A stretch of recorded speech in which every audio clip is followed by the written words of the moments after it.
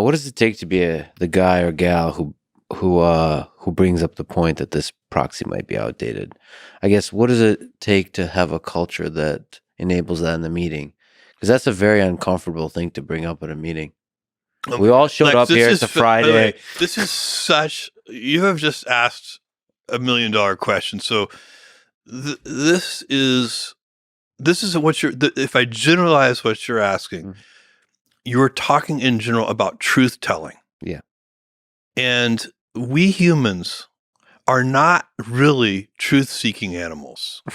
We are social animals. Yeah, we are. And, take you back in time 10,000 years and you're in a small village. If you go along to get along, you can survive. You can procreate. If you're the village truth teller, you might get clubbed to death in the middle of the night.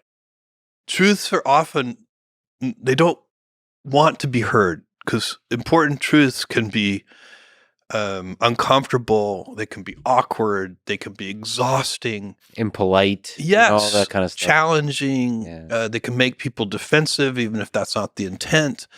But any high-performing organization, whether it's a sports team, a business, a political organization, an activist group, I don't care what it is, any high-performing organization has to have mechanisms and a culture that supports truth-telling. One of the things you have to do is you have to talk about that. And you have to talk about the fact that it takes energy to do that. You have to talk to people. You have to remind people it's okay that it's uncomfortable.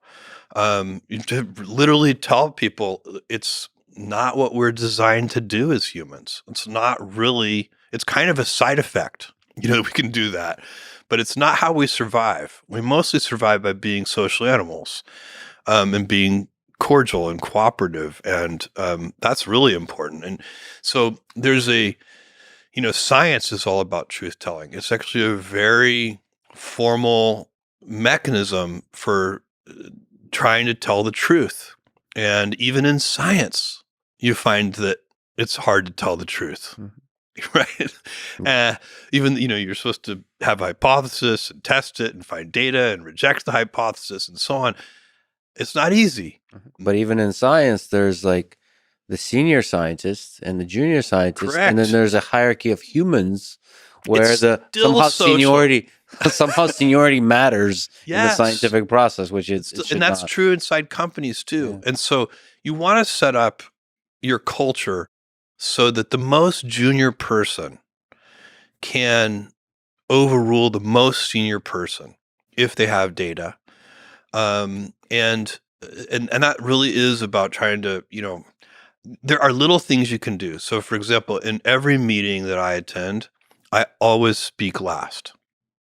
And I know from experience that, if I speak first, even very strong-willed, highly intelligent, high judgment participants in that meeting will wonder, well, if Jeff thinks that, I came in this meeting thinking one thing, but maybe I'm not right.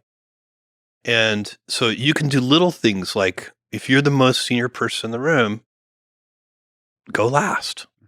Let everybody else go first. In fact, ideally, let's try to have the most junior person go first, and the second, then try to go in order of seniority, so that you can hear everyone's opinion in a kind of unfiltered way.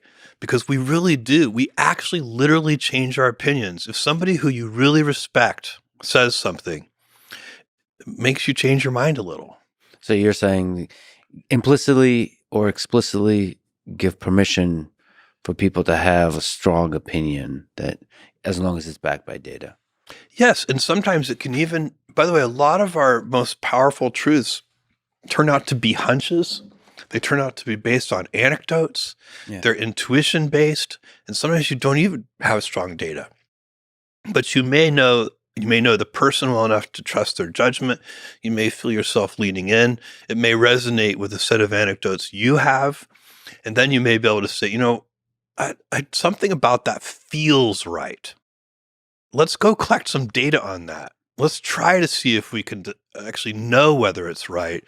But for now, let's not disregard it because it feels right.